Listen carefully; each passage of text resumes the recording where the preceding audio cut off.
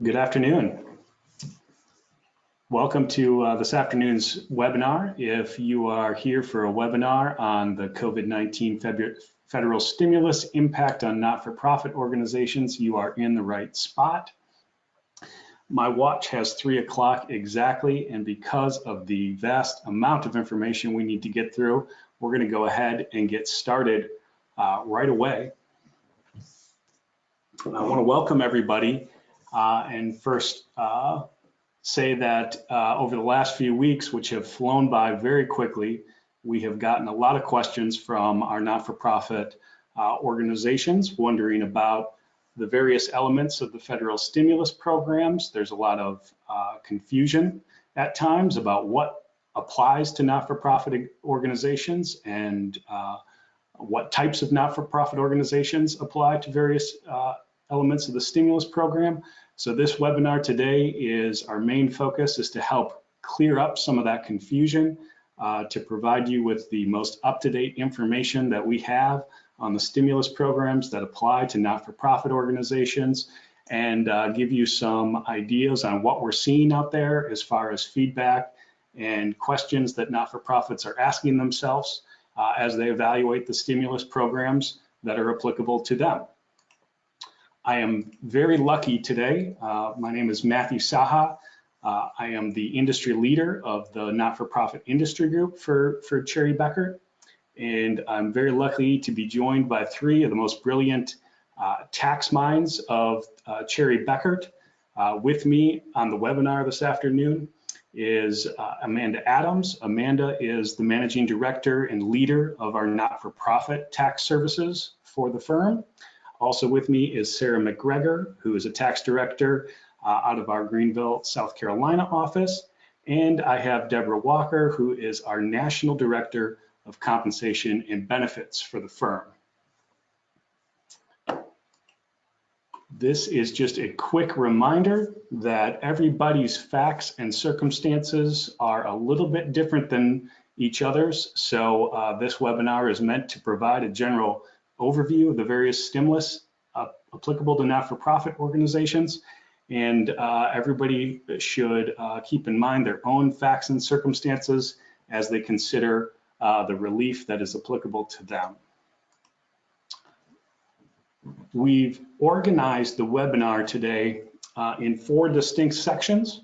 We're going to start off by talking about the relief programs that are in the form of loans or grants.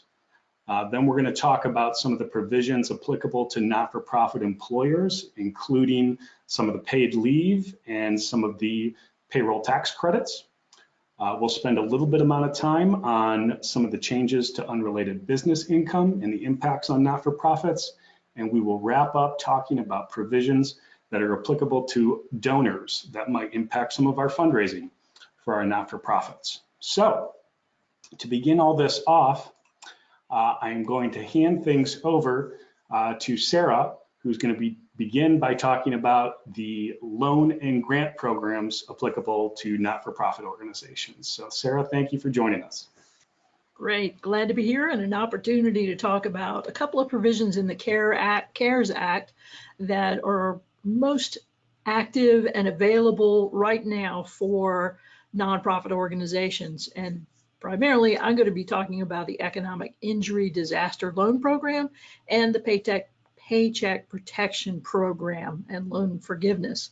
So let's move forward and get started talking about the first section, and that is the Economic Injury Disaster Loans. This section doesn't get nearly as much attention right now as the Paycheck Protection Program under the Small Business Administration, or SBA, but this is actually a long-standing provision that's been under the SBA and helps out organizations and businesses when there have been hurricanes or floods or wildfires or other disasters in certain areas, helps businesses get back on their feet with working capital loans.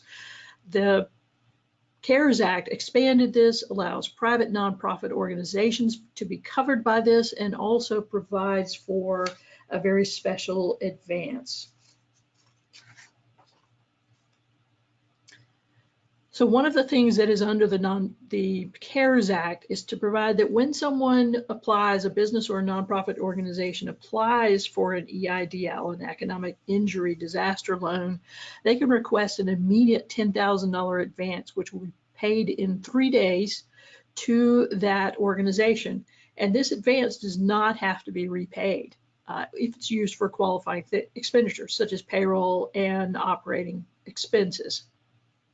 The loans under this program can be up to $2 million. There's a very low interest rate, under 4%. I've seen somewhere around 3 to 4% for these loans. The terms can be up to 30 years, and for a $25,000 loan, which is fairly small, it does not have to be secured and no collateral for that level of loan.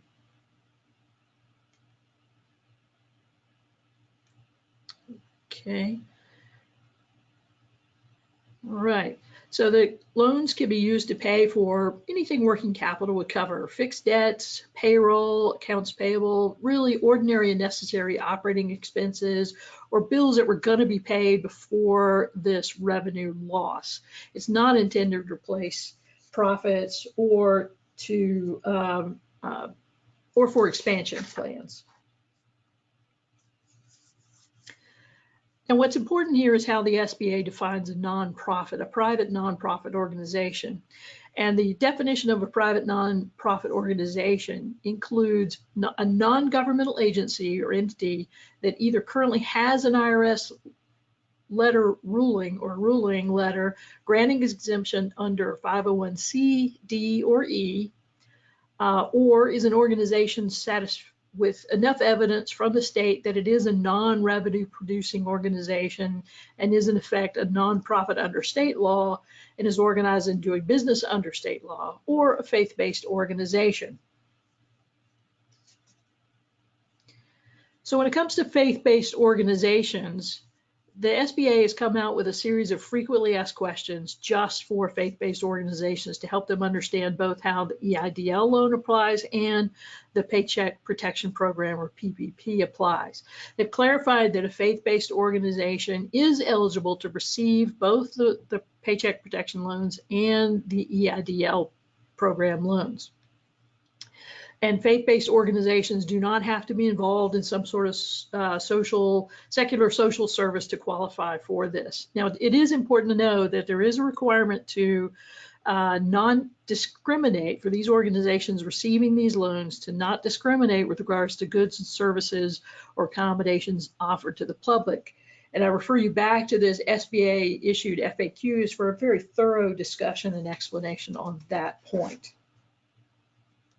And thank you, Sarah, because I know that was one of the probably the most discussed subject matters up front, were organizations such as, houses of worship, churches, and some of their related organizations available to apply for these. So I know that guidance and that FAQ came out, a little bit after the act was passed, helped really clarify just who can apply for these. So appreciate that. Yes.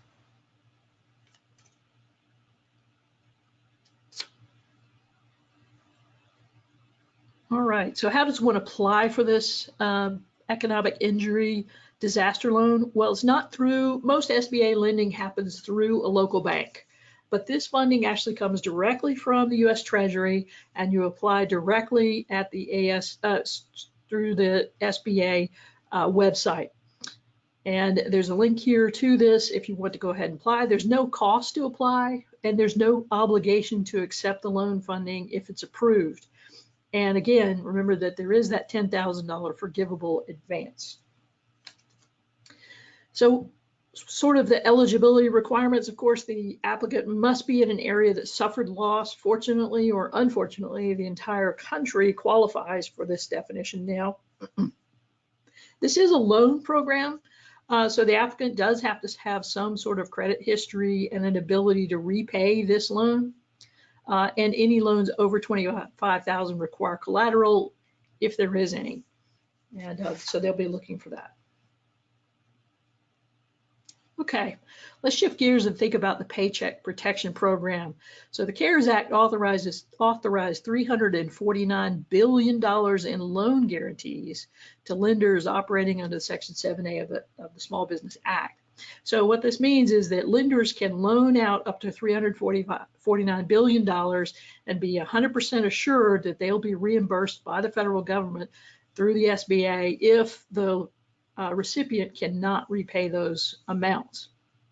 And the SBA is guaranteeing 100% of PPP loans made to qualifying small businesses and not-for-profit organizations. And as you're aware, the key feature of this is up to 100% of the PPP loan may be forgiven if the borrower spends the money on qualifying expenses and maintains certain employment levels and employee salaries. Just as a side note, Congress is underway and has efforts going to increase the pool of funds from that $349 billion to add another $250 billion to this program as well. They're already seeing that that's not nearly enough. So some basics: the borrower has 500 or fewer employees. The borrower was in operation on February 15th of 2020 and paid employees and or independent contractors in the last 12 months before the loan application or in the last calendar year. So it's an existing organization. And this, again, this application goes into a bank. This one is not through the SBA website, but this actually goes to an SBA lender or local banks.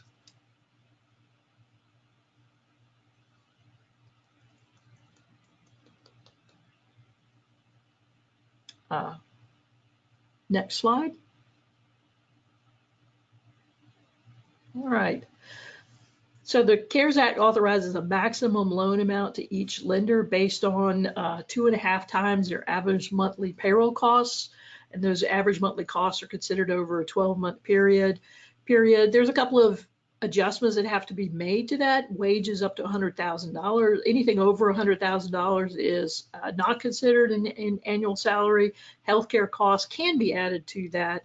Retirement contributions are included. So it is a more comprehensive definition of wages than just the salary directly paid to an employee. So the loans can be up to $10 million for an individual borrower, super low interest rate of only 1%, and for any portion of the loan that is not forgiven can be repaid, will have a term of 2 years. And there's no prepayment penalties or fees for paying back early. And in this one, there is absolutely no collateral required at all. So let's think about who's eligible for the Payroll Protection Program loans or Paycheck Protection Program loans. So in this one, it's much more narrower definition than we had under the EIDL program. Here, only IRC Section 501c3 organizations with 500 or fewer employees are considered. So faith-based organizations and their auxiliaries, integrated auxiliary schools or things do qualify, even though they may not have an official IRS ruling that they are a 501c3 organizations. In addition, the CARES Act also pointed out that veterans organizations described in 501c19 are included as well. So that leaves out a lot of organizations. Basically, every other not-for-profit organization is left out. That means that C6 trade associations are not eligible for this, C7 social clubs, and any other 501c organization, and also the 501d and E organizations are excluded. So when we talk about the 500 or fewer employees, what do we have to do to look at? Well, we're talking about all employees. That's full-time, part-time, or any other employees on employed on a temporary basis. They all count in here. So substitute school teachers would be included in this, even though they're on a more sporadic basis used in the classroom. It's all employees within an affiliated group of employers. So that looks at common ownership, common management and control, or common identity of interest. So if there were 3 not-for-profit organizations all operating under common management control that were doing the same things but in 3 different locations, they might all be considered under this one pool as an affiliated employer. And we're talking about US-based employees.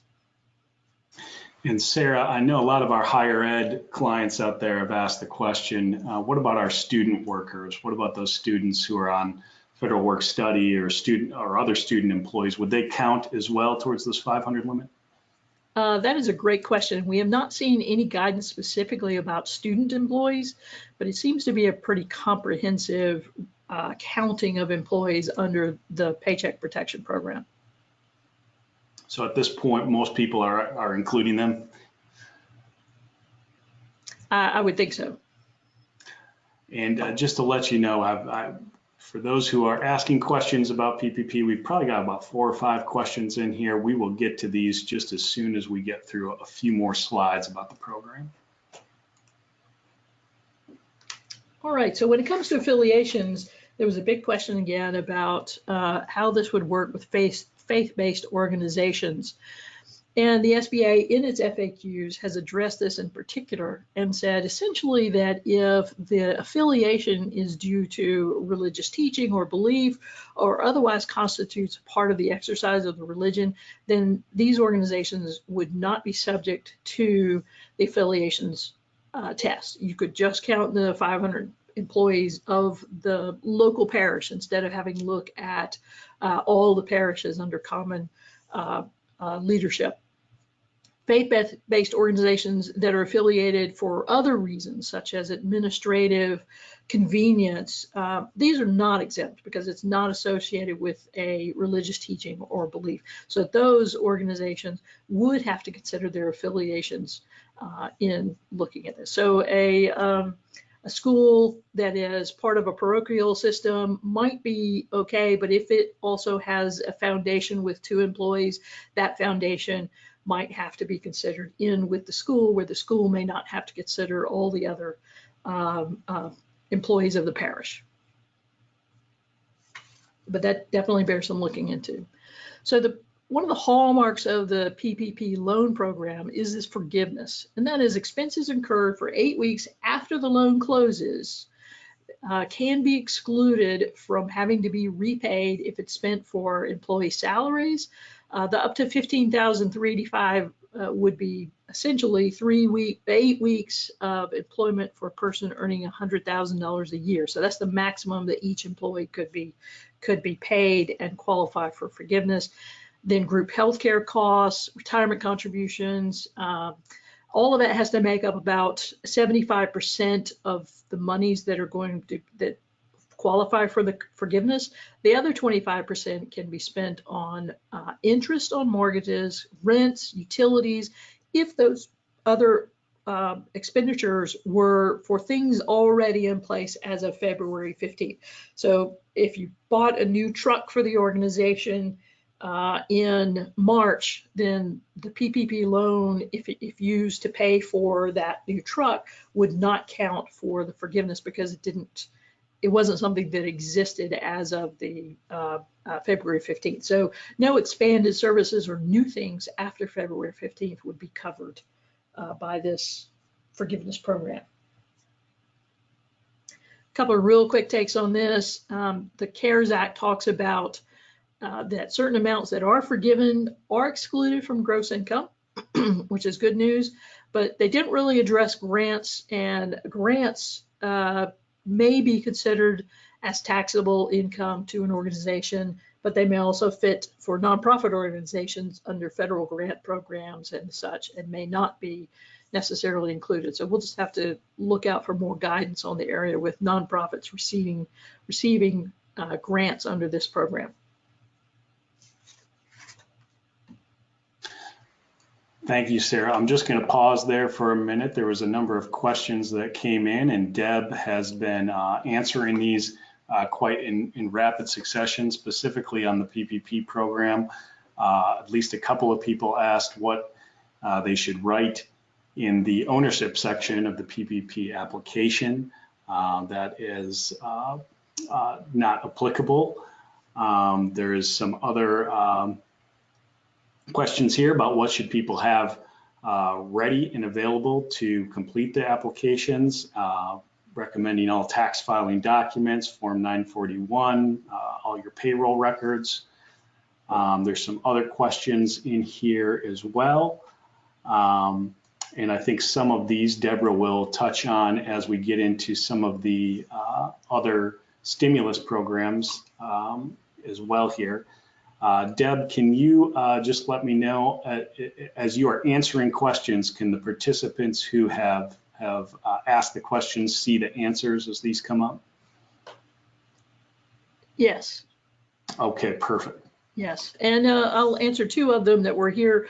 One is a question that can a nonprofit organization apply for both the payroll, the Paycheck Protection Program, and an economic injury loss loan? And the answer to that is yes, you can apply for both of those. Now, you can't get forgiveness for the same expenditures, so you'll have to watch which expenditures for which amounts, and particularly for that $10,000 advance, you don't want to double up expenditures that are qualified under the PPP program for forgiveness as the same expenditures that you use the $10,000 advance for, and want forgiveness on that portion.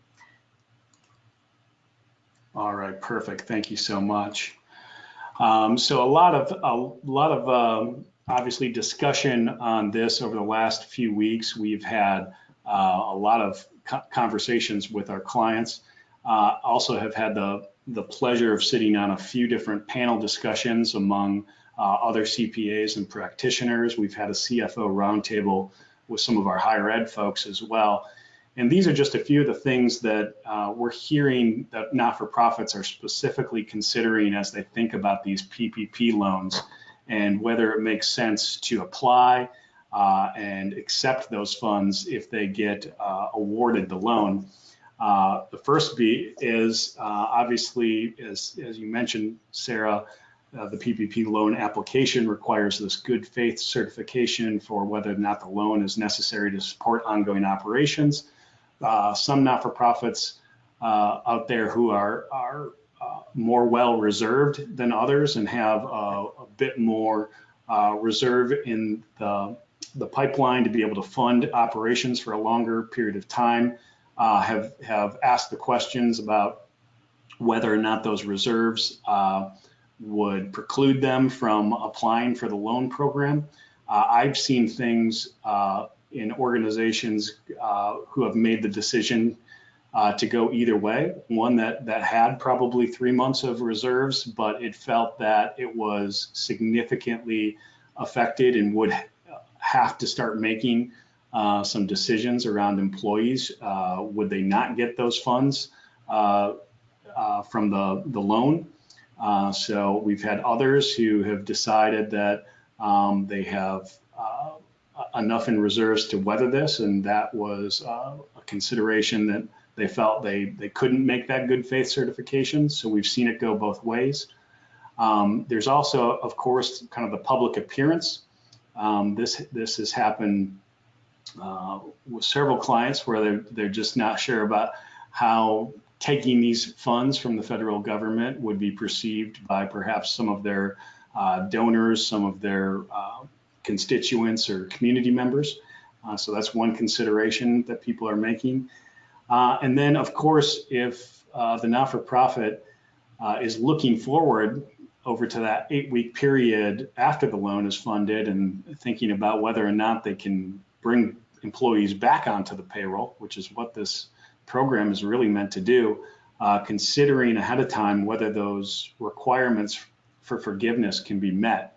And if they can't, this just becomes a piece of debt and it just becomes a loan like any other loan, albeit one with a very low interest rate and attractive repayment terms. So those are just a few of the things that we've heard feedback on when we've been talking to our not-for-profit organization clients and others in the community. with regards. And Matt, before you move on, there's one question that I think kind of enters into this slide, which is I wanted to highlight. It says, if you've already submitted an application and worried that it may be denied due to the affiliation rules, can you turn around and apply for an EDL? We can apply for an EDL anytime you want, but the bank is not checking the affiliation rules. They specifically are not required to check that. So when you sign that the loan is available to you, you are signing that you understood the affiliation rules and you applied them properly and that you're eligible to take this money. So it's not a question of the bank denying it based on affiliation rules. That's a self-certification that everybody needs to make before they apply. That's a great point, Because Deb. of course, that's what people are going to look at 2, 3, 4, 6, 8 months from now when they go back and they look to see, were you really entitled to the loan? That's a great point, and I appreciate you bringing that up. And I think we saw such a rush to get applications in on the front end that a lot of folks who have an application in there are still going through the evaluation of whether or not they truly are eligible for the program and are waiting to make that final decision at the point that they get funded. So that's a great point. Things we're seeing out there, I have seen several church organizations choose to apply this, from local churches and houses of worships to some of the affiliated organizations that are faith-based organizations that serve in a different capacity, more of a social capacity for the churches. I have seen other religious organizations that prefer not to have the affiliation of receiving federal assistance and have chosen simply to stay away from the program for no other reasons than to not be taking in a federally funded program. We've also seen several of our K through 12 clients who are eligible apply for loans. In higher ed, it's been a little bit more challenging because a lot of the higher ed clients exceed the 500 employee headcount to apply, but those that fall under that have certainly gone ahead and submitted applications. And then there's been a lot of talk from not-for-profit organizations who are funded more primarily by federal grants and assistance, and whether or not they should complete and submit an application, even though that they are seeing an effect of COVID-19 on their operations. They're worried about whether or not some of those salaries and benefits that are continued to be funded by other federal grants and programs could then be funded by a PPP loan program, or if that would be considered double dipping in that to pay for those costs. And so far we've seen most organizations that are structured that way staying away from the program so far. But as time goes on, we will see exactly what happens. One other question that comes up quite often is whether or not these receiving either the PPP loan program or an EIDL loan would perhaps trigger a single audit or OMB circular, an audit under uniform grant guidance. And I can tell you that there is no specific mention of that within any of these acts themselves. However, I know that the GIQC has been, of the ASCPA, has submitted some questions with regard to how exactly would some of these loan programs be treated from a standpoint of single audit purposes. Would these be included on the CFA or not? So we are waiting for guidance on that. That might be coming out as soon as the next 2 to 3 days. So that is the big things that I've been seeing in there. Amanda, Deb, I know that you're in on the ground floor. Are you seeing organizations getting funded at this point? Applications, it's only been a week since they've been being accepted. Yes, so I was on the phone with a client this morning who was funded on Friday. A few days ago, I saw someone else who'd gotten funded. They had sent an email around to show everyone. So yes, people are being funded. Perfect. And then the last question we often get is what if we need assistance? What if we need some help with this? Because I think on the surface, the program looks a little bit more simple than it really is. One of the things that Cherry Beckert has done is we've set up a program for those organizations that want assistance.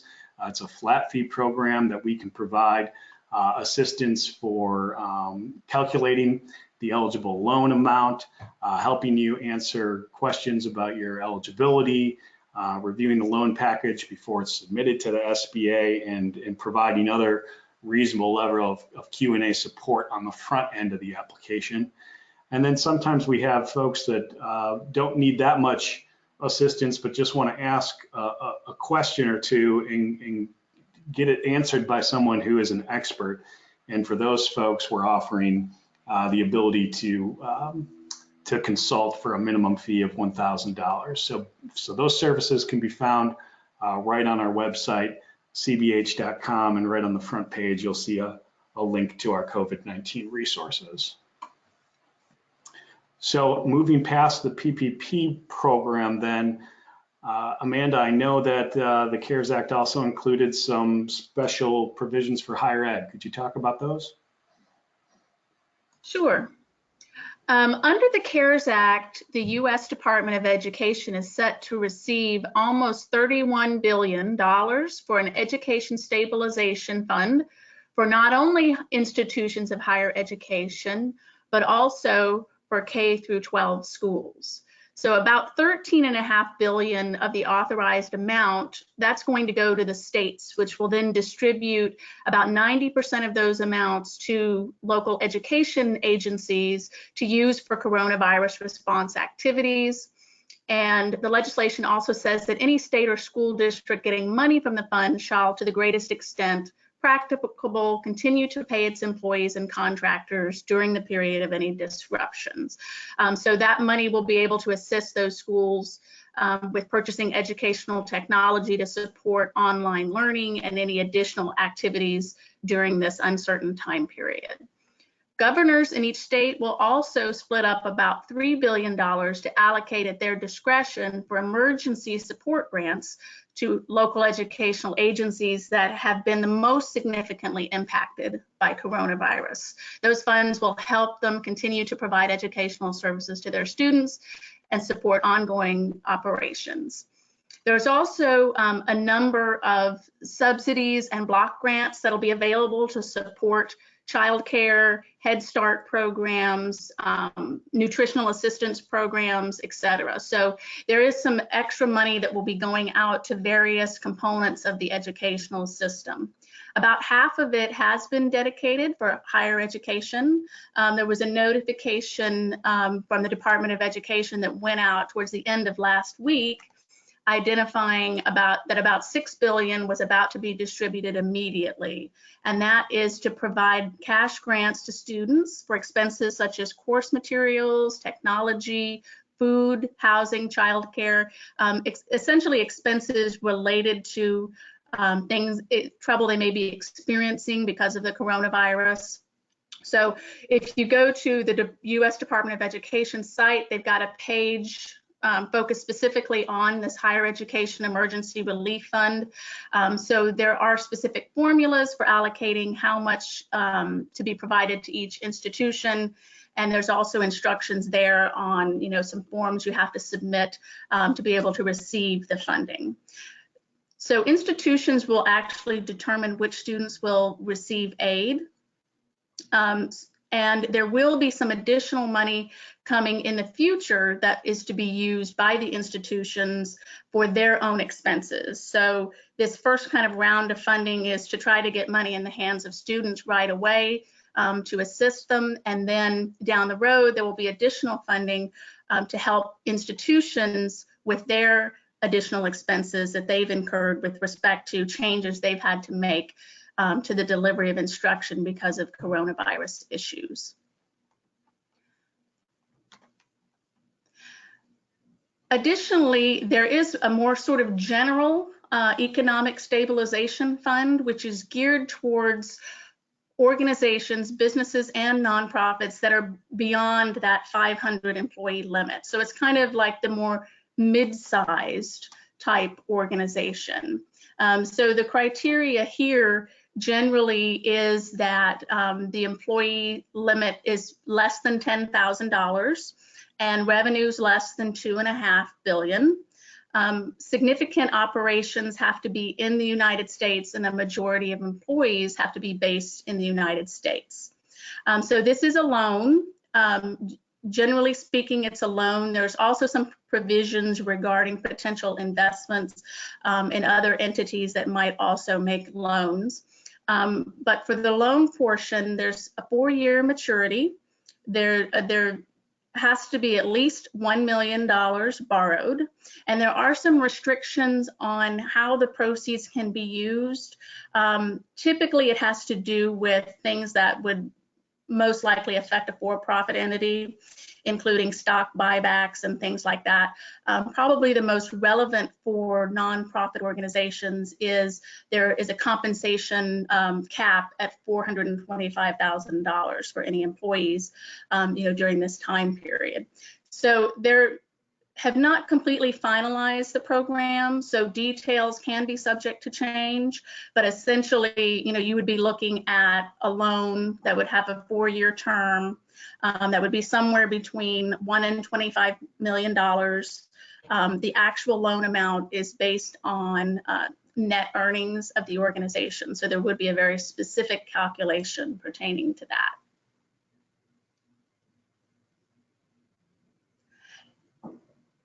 Now I'd like to turn it over to Deb to walk us through some of the new payroll requirements and relief and potential credits. Okay, I want to focus on a number of things, and they're mandated paid leave, sick leave, family medical leave. This is mandated, but then it's funded with a credit for non-governmental employers, a payroll tax credit. That was in the law that was passed on May 18th, the Families First Act. The employee retention pay credit and the deferral of employer payroll taxes and the emergency unemployment were all part of the CARES Act. I'm going to talk about the first two, and then Amanda will be back to talk about the last one. So turning first to the employer payroll relief, we have two different things where you get a credit, two different ways that you can get a credit for your payroll taxes. One is for the mandated family medical leave and mandated paid sick leave. And we'll go into those in more detail, but in general, family medical leave does apply for 12 weeks. And in this case, it's the last 10 weeks that are mandated to be paid. The mandated paid sick leave, which can cover the first 2 weeks, which we say here is unpaid, but it can be paid by the paid sick leave portion, is for 2 weeks, 80 hours, or 10 days. The CARES Act has an employee retention pay credit, which we'll talk about. That is not available to anybody that has a paycheck protection loan. And then the payroll tax deferral, which is not available to anybody once a payroll protection loan has been forgiven. Okay, so let's turn now to the Families First. We're going to talk about the mandated paid family medical leave and mandated paid sick leave. So before we even get to the tax credits, it's important to understand that this is paid sick leave and paid family medical leave, which has to be provided to employees who apply for it, who ask you for family medical leave or who request sick leave. And they will be paid once you've paid it. It is refundable tax credits, unless, of course, you're a government, in which case governments don't have the availability of getting it funded through a refundable payroll tax credit. So turning first to the both the family medical leave and the sick leave, which employers have to comply, which employers have to make these payments. And all public employers, if they have one employee, and private employers with fewer than 500 employees. Now, the count for fewer than 500 employees is based on the integrated employer concept. It's not a concept we use for tax purposes. It's a family medical leave concept. And generally it looks to common ownership, common use of resources, financial support, but you do have to count up your employees on an integrated employer basis and decide if you are required to provide this leave. Now, there are some people that aren't required to provide it. You're not required to give it to a healthcare provider or an emergency responder if the employer chooses not to do that. And you can see on the Department of Labor website that they want their employer to be very judicious in making the decisions not to apply these. And the last big one is smallest businesses may be exempt. And a lot of people talk about this as an exemption. When they say smallest business, they mean less than 50 employees. So on the next slide, we have the guidance that talks about the rules for when the smallest of businesses would be exempt. And what they've done is to have an officer represent one of three things. The statute says that if you have fewer than 50 employees, you don't have to provide this mandated paid leave, assuming it would jeopardize the business as a going concern. And the Department of Labor was required to tell people what was a going concern. The way they've chosen to do this is through some Q&As. I believe it's question 58 and 59, but what they state is that an officer of the organization has to represent that the payment of sick leave would result in financial obligations exceeding revenue and thus cause the organization to cease operating at a minimal capacity. The other way would be that these employees that are requesting leave have such a organizational skills and knowledge, responsibility that the organization couldn't do without them. And finally, you could represent that there aren't sufficient workers to perform the work for the people that are requesting leave, and therefore services couldn't operate at a minimal capacity. So I think a lot of small employers were hoping that this would be much more liberal than it is, but the statute does say would jeopardize business operations, and those three representations are what have to be made if you don't plan to provide the mandated pay or the mandated sick leave. So moving on, assuming that you have to provide this leave, what is it that you have to provide? You'll see what we did here was use color coding, color codings, and you'll see later why. It's because the amount of pay that you have to provide is different for each one.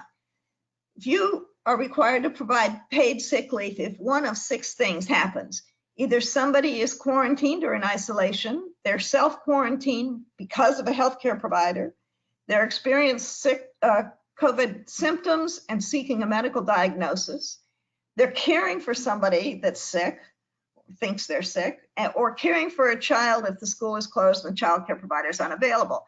And you will see on the Department of Labor Q&As that there's quite a bit of detail when a worker applies for this leave of documentation the worker has to give you. For instance, what's the school your child goes to, and represent there's nobody else that could take care of the child other than you, things like that, for each of these five. So why did we color code it? If you go now on the next slide, we talk about what is the maximum amount that people could get. For the blue coded work, which is if you're sick, the sick pay leave portion of sick pay, you can get 10 days or 100% of compensation, no more than $511 a day. And that's for, as I say, sick. All of this is called paid sick leave, but you only get 2/3 of pay of up to $200, so no more than $200 a day for taking care of somebody who's sick or taking care of a child. And an employer can't require the employee to use other leave first. The employee can choose to take this leave.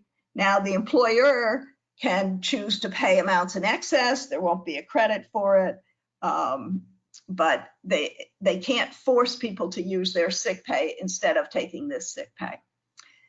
Now for family medical leave, they have a special rule that's not there for sick leave. Sick leave, somebody came to you the day before they got sick, you have to provide the benefit. For emergency family medical leave, they have to have been employed for 30 days. So we had a question come in that somebody came to work on March 15th and on April 1st, they were diagnosed or they had to stay home or were diagnosed with COVID. I'm not sure which, but what they were, it was they had to stay home with a child.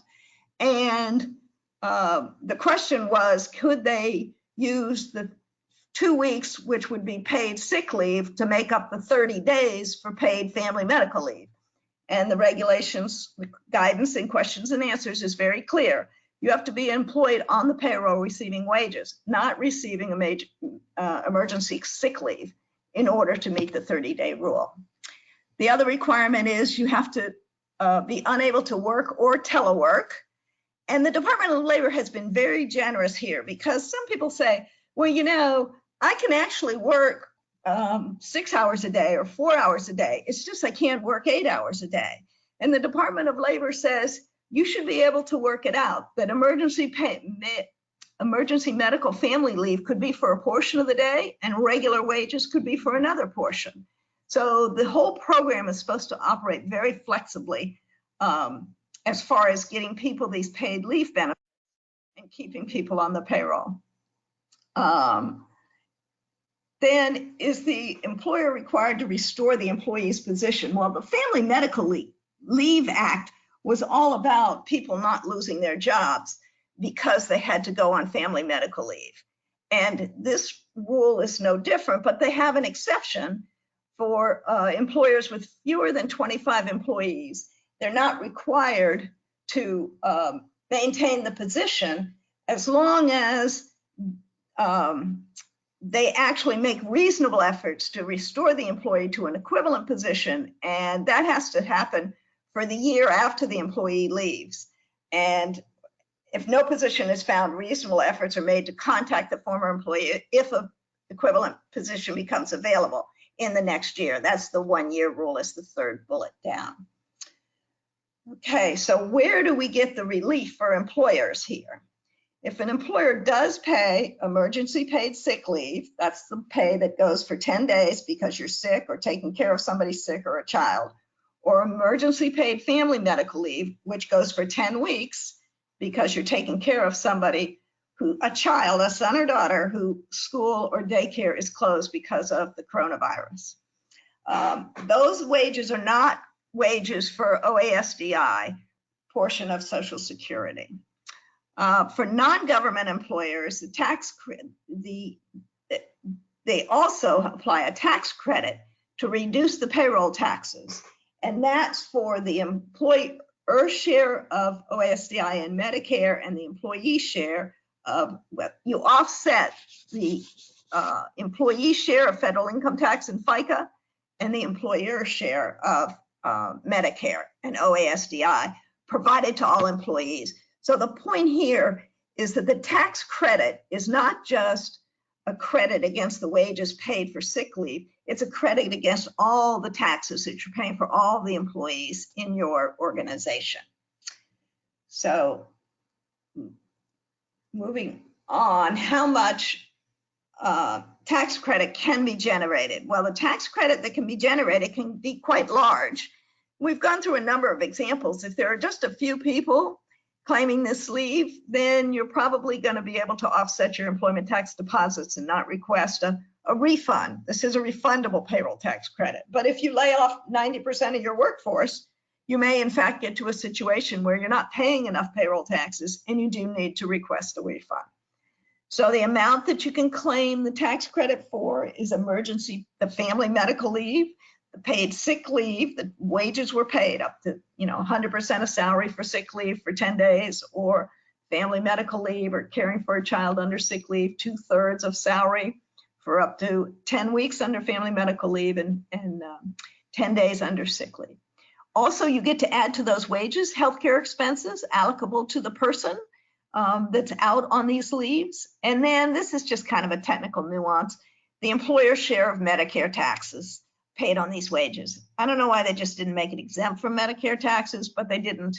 So you get a credit for the Medicare taxes paid. And how do you claim the credits? And this is the really beneficial guidance that's come out. In order to get this money in the hands of the public as soon as it can, you reduce the tax deposits by anticipated credits. So on Friday, you may have to say you're making payroll on Friday and you're paying some people mandated paid sick leave and mandated paid family medical leave. There would be taxes to deposit on that, federal income tax withholding and federal employment taxes withheld from the employees. Those taxes would be due the next business day or maybe two or three business days later. And you just reduce those taxes so that the money never goes. And if, as I said, if you reduce them all the way, then they are totally refundable. So other items to note, there is no income tax deduction, which is less important for you guys. You can elect out of the provision, and unfortunately, there's no credit for government employers. So I think that brings us on. I mentioned where you want to learn more is I'm going to move on now to the employee retention pay credit. Hey, But Deb. we do, yeah. Deb, we had a couple of questions I wanted to ask you about here that came in. One of them is, what about if your employee is out for the FFCRA paid sick leave or FMLA, and you also get a PPP loan, can those wages be double dipped and also used to get the forgivable PPP loan? No. Against, So that's so what the wages for the forgivable PPP loan are wages made to people, not the paid family medical leave or the paid sick leave. All right. Excluded. Okay, and then secondly, this is a mandated 80 hours of sick leave for all employees if you're, for those employers with fewer than 500 employees. So whether they do or do not have any sick leave already, they're eligible to claim this 80 hour of mandatory leave at any point. If they are quarantined, self-quarantined under a doctor's order or experiencing sickness and seeking a medical diagnosis. And you'll see in the Q's and A's, it's very detailed of what they have to provide you as far as, so if they're quarantined, they have to provide the quarantine order. If Right. they're quarantined, they have to provide the doctor's order to self-quarantine. Those types of things are required. And then these amounts will be paid to them. And the same if they're home taking care of a child, they need to provide some documentation to their employer for this. But this is over and above any existing employer programs that have already been in place. This is over and above those. Correct. And Deb, you did a phenomenal webinar on this back on March 26th, right after this first came out, which feels like forever ago, I know. But folks can get access to that at our website, cherrybecker or cbh.com/guide, or click on guidance on the homepage and just search by the webinar recording and you will find that March 26th webinar. And Deb had some great more details and some examples to walk through each type of those paid leave type of scenarios. So that's a really good webinar if you want to learn more on this. Okay, shall we move on to the CARES Act, Employee Retention Pay Credit? So this came about in the law that was enacted March 27th, and the idea was that if Congress could get employers to keep people on their payroll, there'd be less people that would be collecting unemployment, and there'd be less people that would have to be brought back to when the economy finally begins to, quote, open up again. So this is a refundable payroll tax credit equal to 50% of qualified wages paid after March 12th and before January 1st of next year. The maximum credit is $5,000. So it's a 50% credit. You have to count $10,000 of wages, and in addition, 10,000 qualified healthcare costs are included. So it's not a dollar for dollar credit like the 8 weeks of pages in the Payroll Protection Act. It's a 50% credit. The employer is funding 50%, the government's funding the other 50%. It's, as noted here, it excludes the wages that are paid for family, medical, and sick leave. And it's not available to government employers or, as I mentioned earlier, to anybody that gets a payroll protection loan. So if you applied for and take the money in a payroll protection loan, you don't get the employee retention credit. Now, how do you calculate the employee retention credit?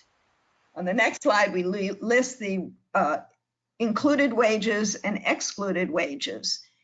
It does, if you use a PEO to fund your payroll and do other human resource, then in fact, you, not the PEO, includes wages for the retention credit. So it's the common law employer, not the PEO, that gets the employee pay retention credit.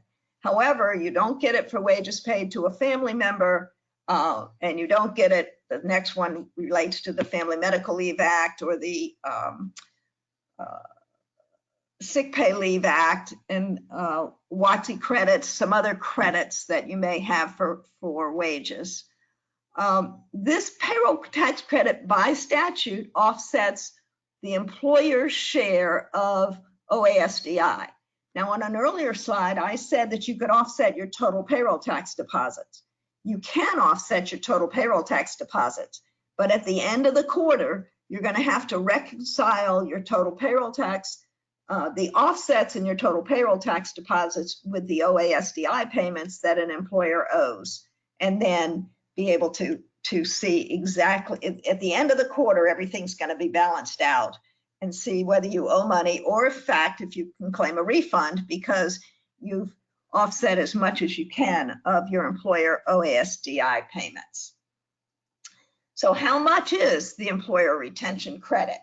And interestingly enough, you'll see on this slide, the employee retention pay credit is only paid to qualified employers, and that has to be an employer whose operations, trade or business, was suspended or partially suspended due to government orders limiting commerce, travel, or group meetings due to the coronavirus.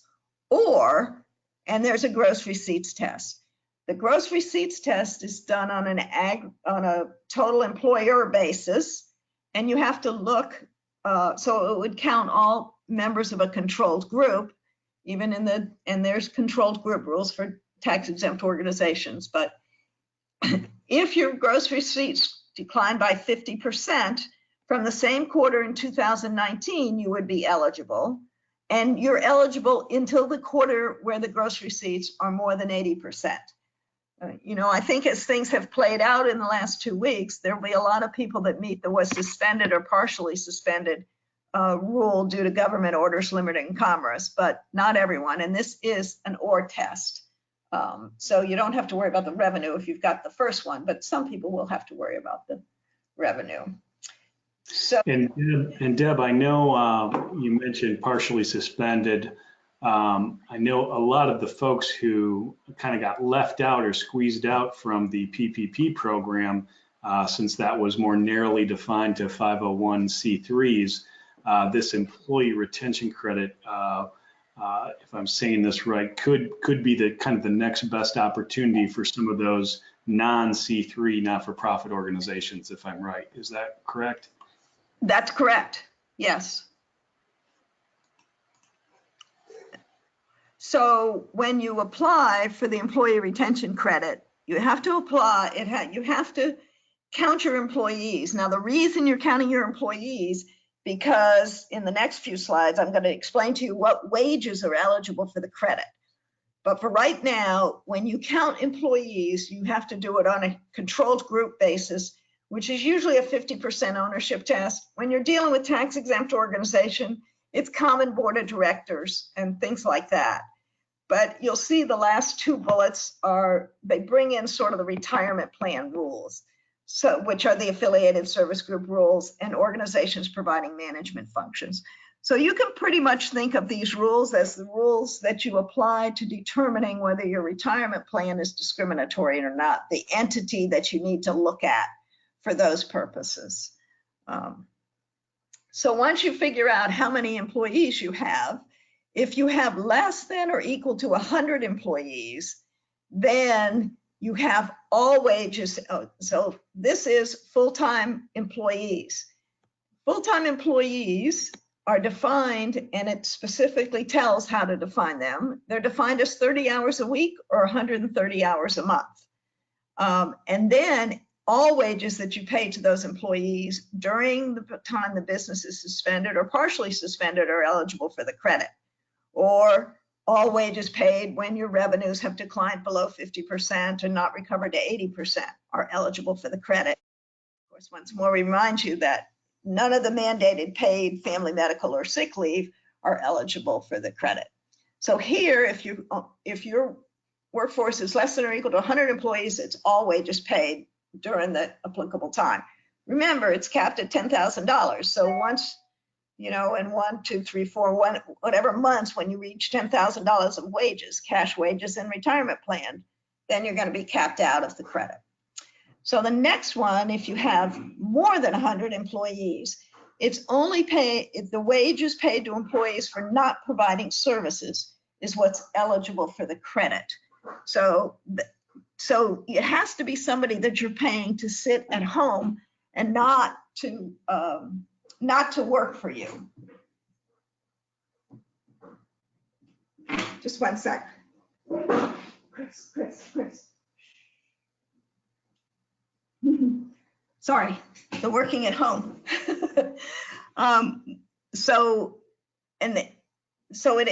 We said not providing services during the quarter when the business or not profit experiences a 50% drop. They have another condition in here too for wages for somebody that has more than 100 employees.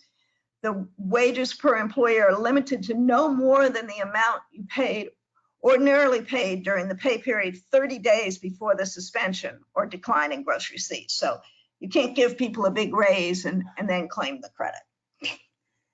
I guess they apparently didn't think that would happen if you had less than or equal to 100 employees, since they didn't apply that one there.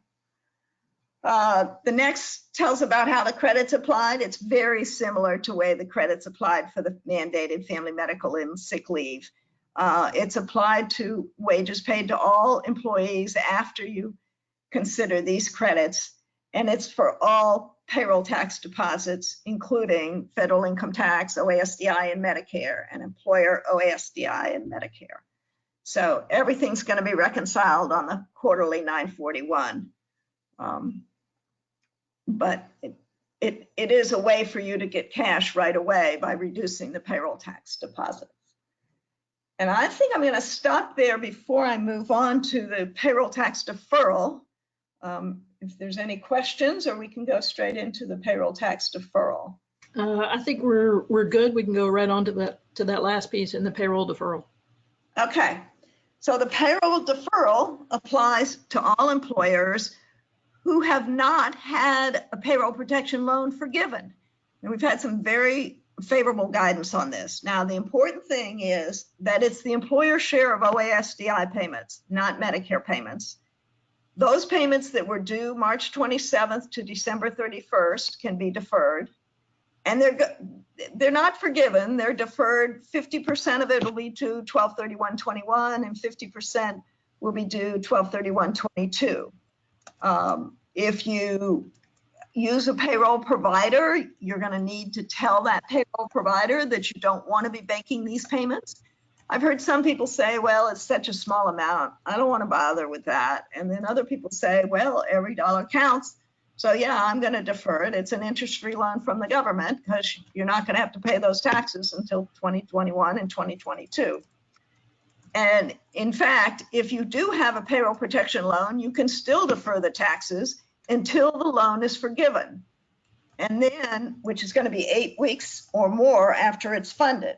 So once the forgiveness is approved, then any amounts you deferred from March 21st, 2020 until the date that the loan is forgiven can continue to be deferred and paid in the 2021 and 2022 periods.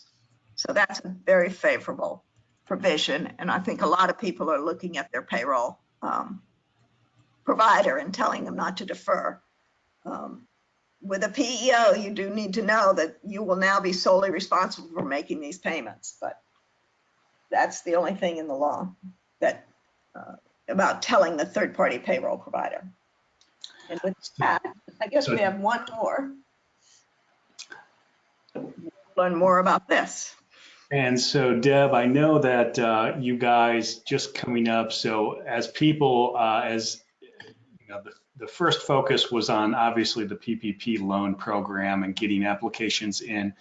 We've now seen quite a few people who either decided not to apply or were ineligible for that program, who are turning to the employee tax credit, employee retention credit program, or this payroll tax deferral. So I know you guys are expecting kind of the next wave of folks with questions and wanting help with this to be on this programs.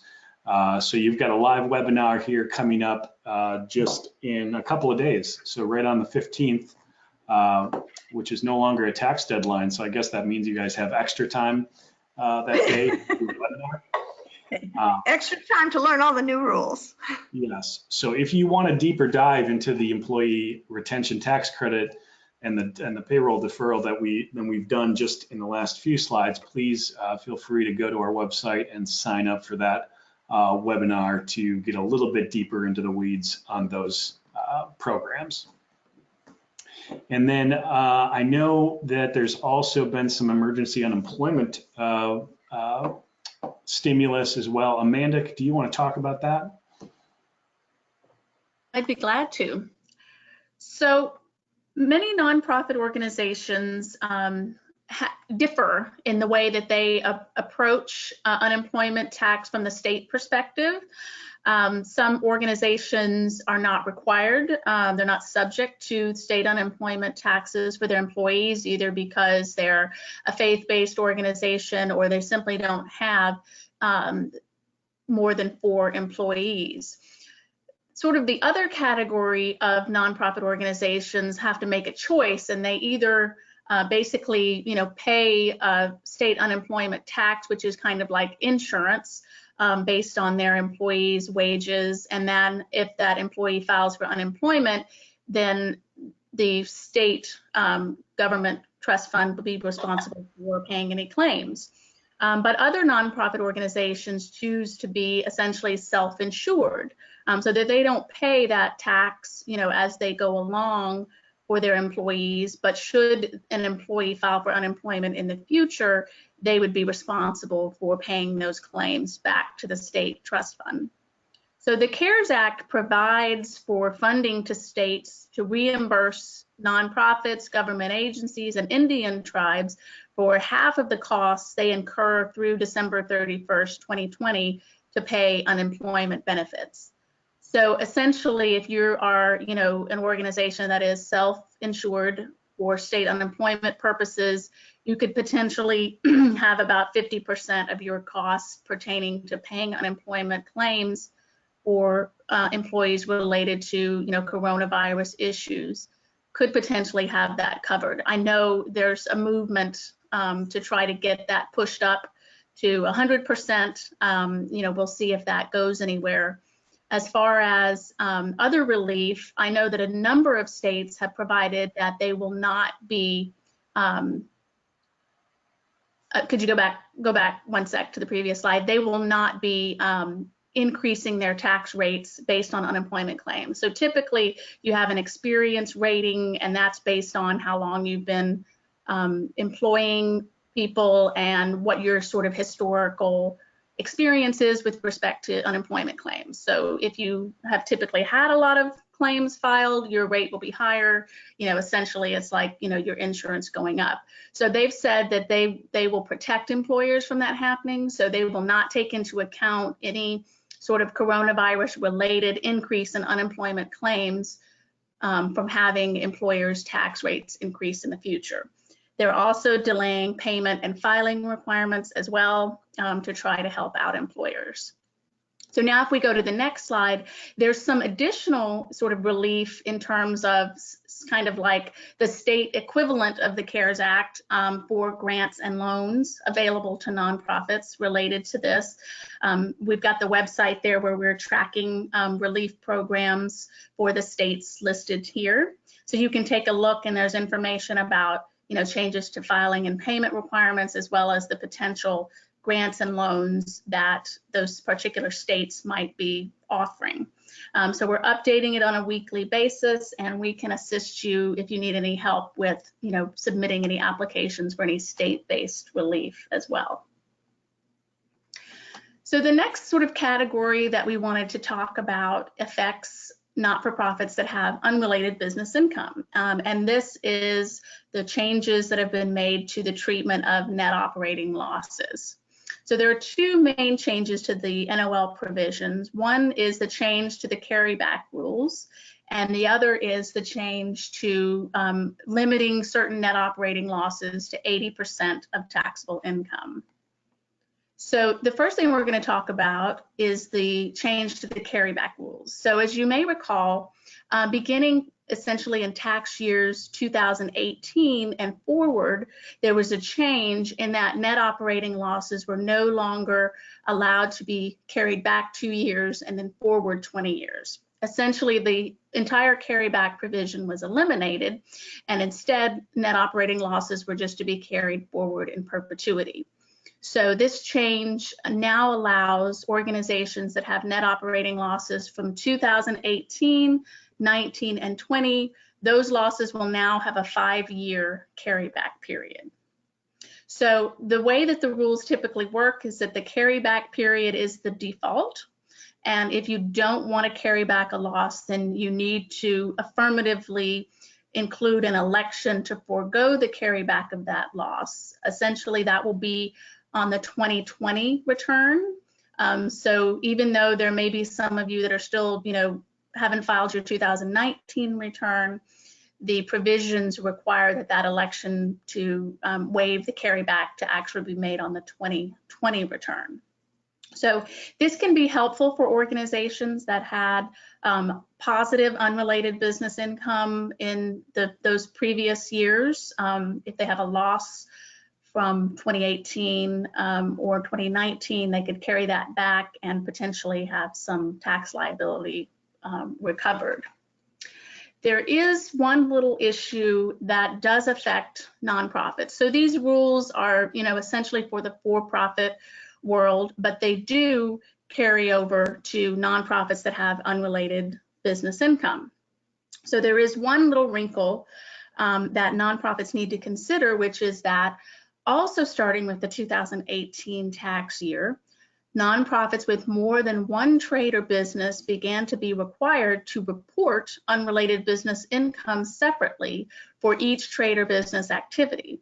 And a loss from one activity is not permitted to offset income from another activity. So that's, you know, makes sense under the old rules where essentially there would be no carrybacks. You would just simply carry forward any losses to offset any future income from an activity.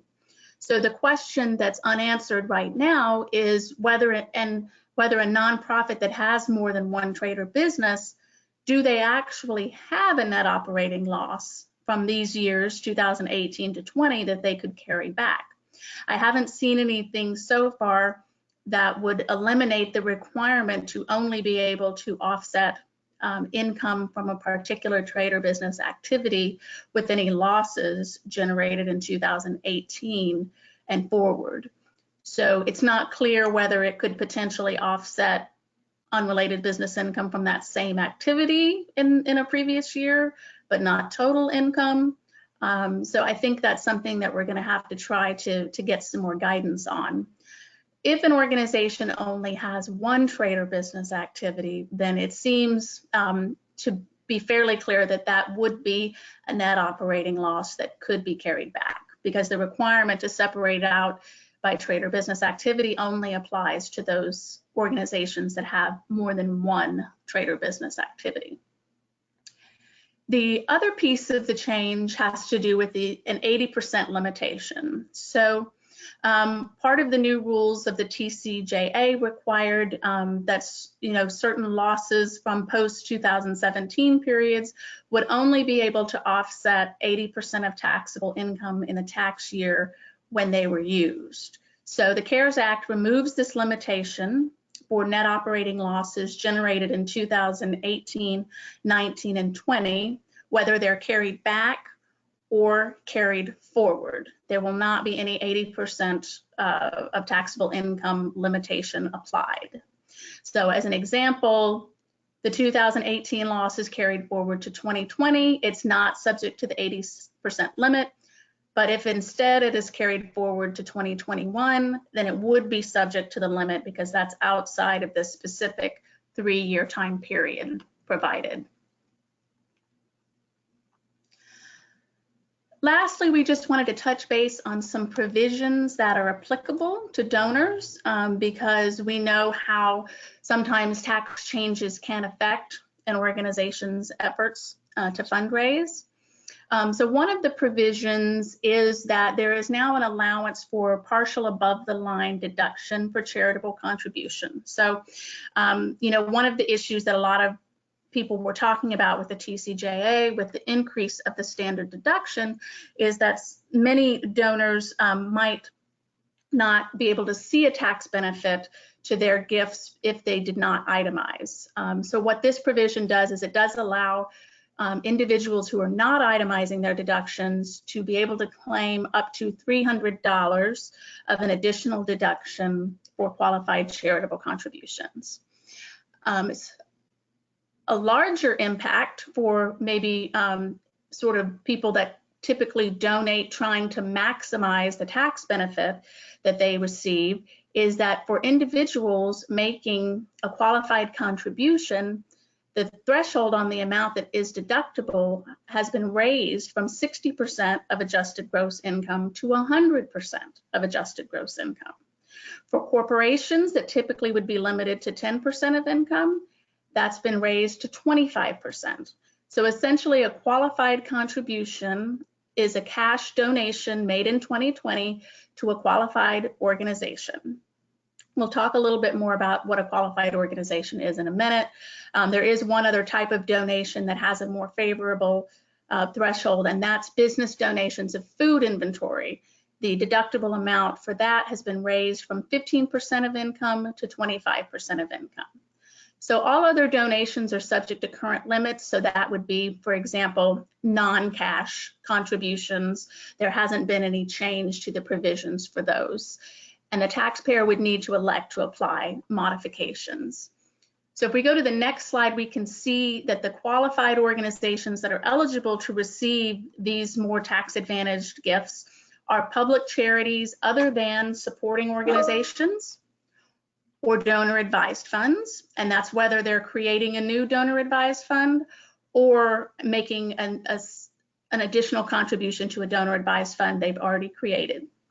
It does include private operating foundations. It does not include private non-operating foundations unless they make a special election to be treated as a conduit foundation.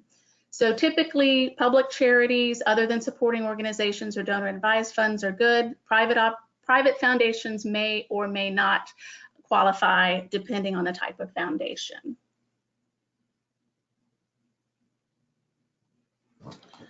Thank you so much, Amanda. And let me just pause here for a second and check in with the rest of the team. Are there any questions out there that we need to answer that have gone unanswered? I know some of them are a little bit specific and fairly detailed. Some of those we may not be able to answer over a webinar.